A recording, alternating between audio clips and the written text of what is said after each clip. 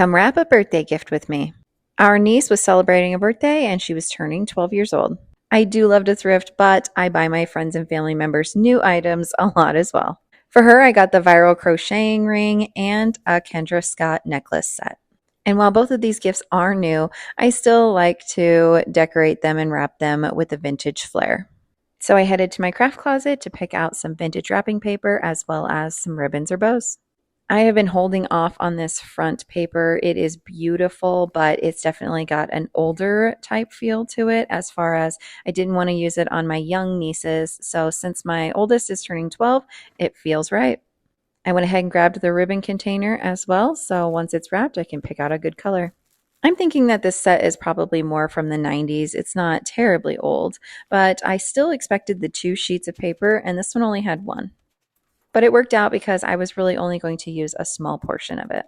I had originally thought that I might wrap both of these and then put them in some type of gift bag or container of some sort. And when I was measuring out paper, it worked out because I was able to use exactly 2 squares. The Kendra Scott necklaces came with a gift option, and so when I chose that, it came with a bow already. And after I started wrapping it, I did realize that there was a white bow on the wrapping paper, and so this white bow might be the best thing to use. And maybe she would recognize that it is Kendra Scott too. I know it's very popular among my daughter's group of friends.